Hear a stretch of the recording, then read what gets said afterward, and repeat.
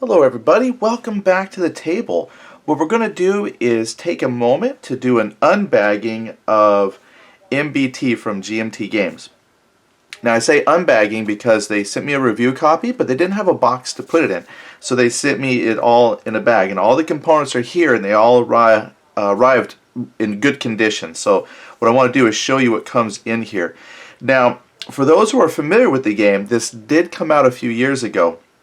But I was very happy to work with GMT to get a review copy because since we've done some modern day tank kind of warfare lately, I wanted to get into a squad level. Now I have the Panzer 2nd edition, so this is MBT by Jim Day, his 2nd edition of the game.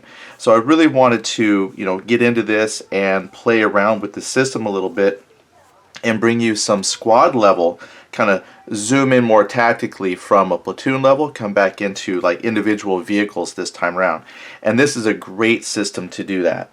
Alright, so I've already pulled the components out of the bag so you don't have to watch me fumble with that. So I'm just going to show you what comes in here. So you get your 4 dice. These are 10-sided dice. And these would be great for your hitting, and then later on as you get into advanced rules, they've got colored dice, green and red. That way you can check for things like variable armor pin, and then if the damage, if you penetrate, was it brew up, or just all in one roll. So 4 dice, convenient. You get the GMT baggies, and these are great if you don't have counter storage or anything like that. These are perfect to store away all your counters. And then you have the data cards. Now this is the thing, I remember when Panzer 2nd edition came out, folks were like, oh, a big, like the box weighed a lot, and just these data cards alone are a bulk of that weight. These are really thick cardboard, I won't even say card stock. So if you're familiar with the system at all, then this is no different than what you've seen before. I'm just going to carefully take that off. So if you haven't seen this system, if this is your first time, welcome. I think this is a system you'll really like. So every vehicle is going to have its own data card, and it is full of a lot of data. The nice thing is, when you start with basic rules, it's not that complicated. I was looking here. So like for a vehicle, you have the fire data tables, you have the armor charts, so if you're being shot from front, rear, front, side, oblique angles, things like that. But if that's a little much at first, it does have a basic system where it kind of breaks it down to front armor value, rear armor value. So I'll show you the rules here in a second. That was one thing I really liked about this game. It is so modular in how you can play it.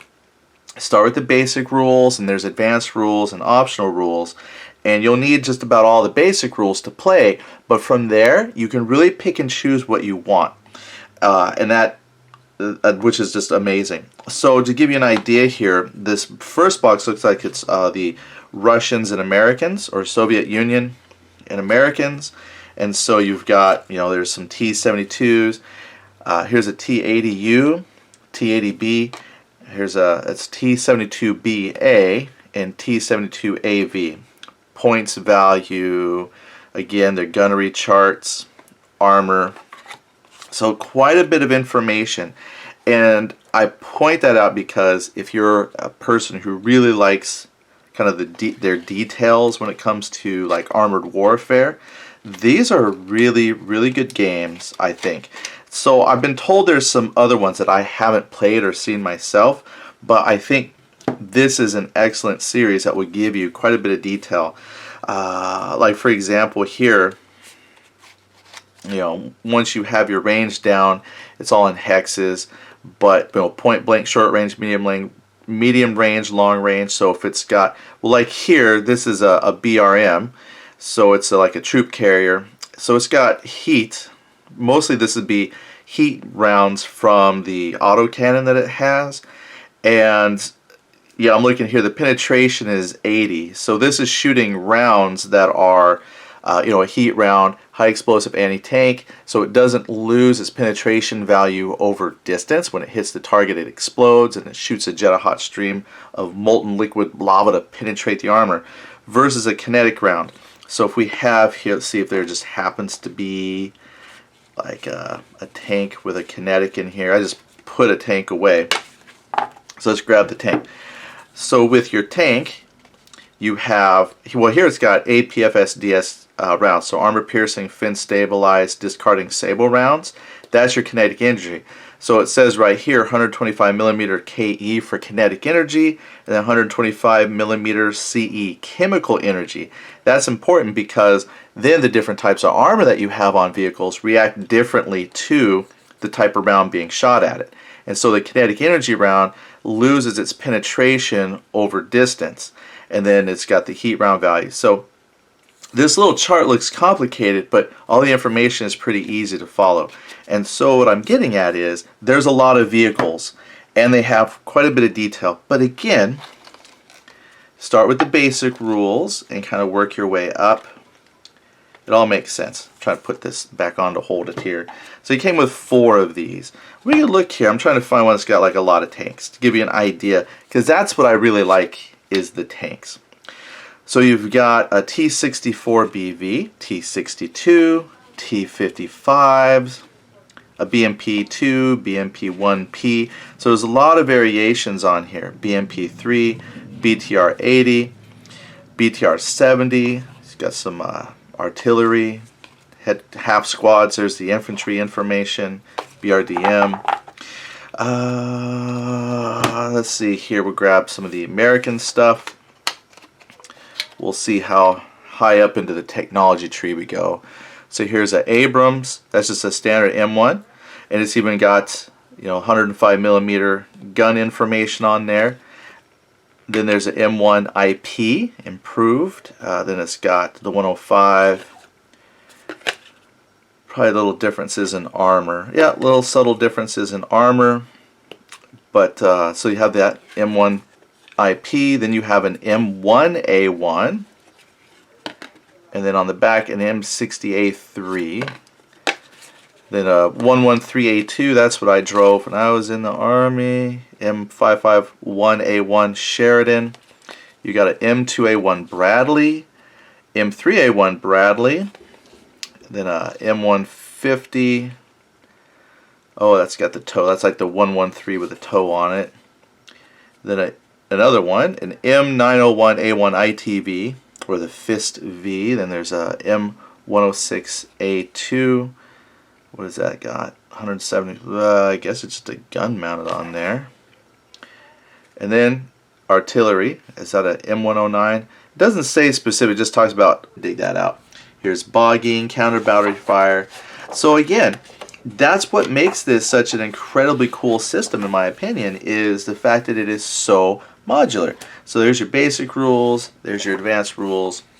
Here's the playbook. Now the playbook is very awesome as well because it goes in and talks about the tables of organization and equipment, kind of explains what you would see, talks about scenarios, point value of units. This is important because again, I looked through here earlier and I thought it had the points for the vehicles.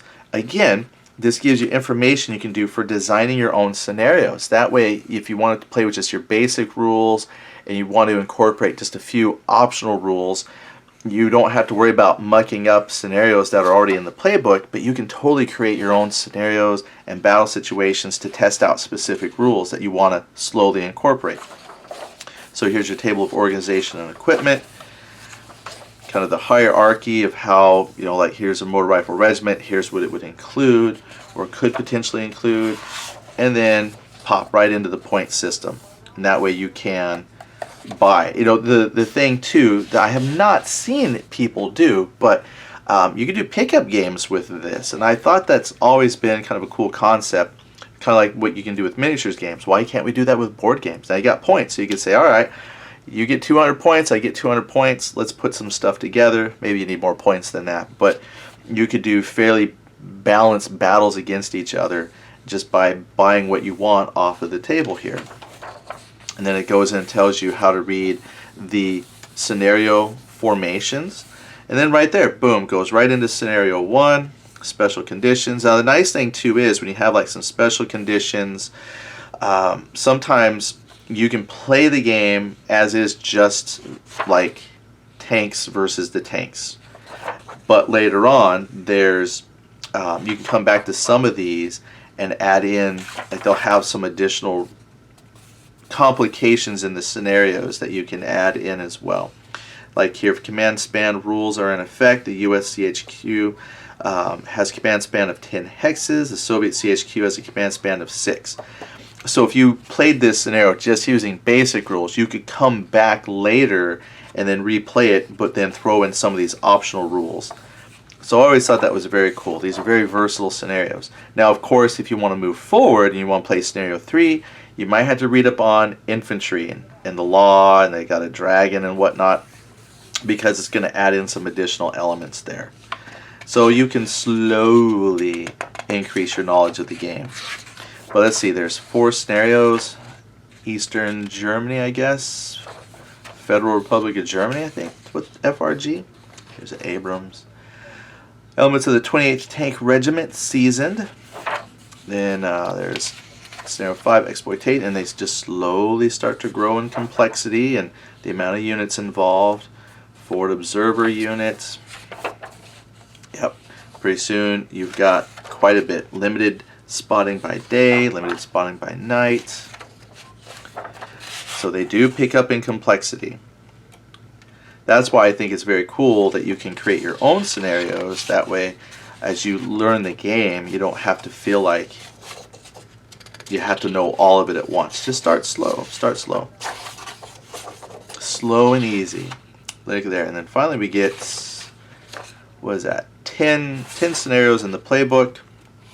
Formation summary. Some combat effects.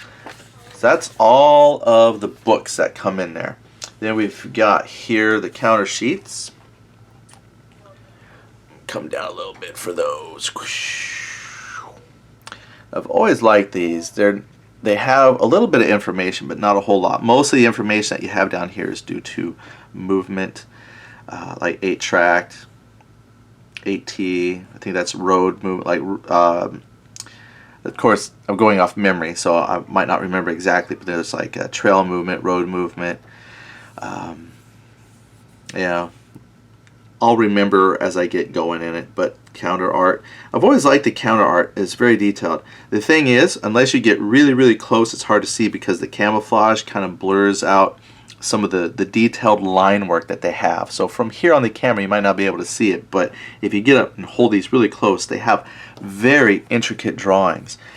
So these are, I've always enjoyed their counters. Alright, so we've got some Blackhawks down here, Hueys. So that's the front and the back side. Ooh, those are ready to pop out. Try not to lose these until I get them all ready to punch and bag. Then we've got some Soviets here, T-72s, T-72BAs. So there's not a reverse side where it's blown up. Basically, if it's knocked out or blew up, you put like a little counter, but they have the variants of the different types of tanks on the front and back. So these are functional on both sides. It's not like one side is the destroyed side. Then you've got your infantry. The infantry art is good. A-10s there. MI-24, MI-8, Frogfoot, SU-25 Frogfoot. You got Apaches. I appreciate any fictional World War III game that's got Apaches. That's my favorite. I even got the Team Yankee miniature rules because from Battlefront Games, they do the Flames of War, because I wanted to play Apaches, but they don't have Apaches. So I actually found, this is in 15mm scale, I found this, it just was a model helicopter kit. So I got it, got a magnet, because what I wanted to do, so Team Yankee did not include rules for an Apache, but I've got, they're just kind of spread out in my office here. But if I take that, and then I can just mount. I've got my Apache mounted on a, yeah, so anyway, I like the Apache. Alright, well, enough about me. Let's get back to the game here. Then you have admin counters. So here's the, did they fire, did they move, overwatch, fire, move, so they can fire and move. This is actually such a real simple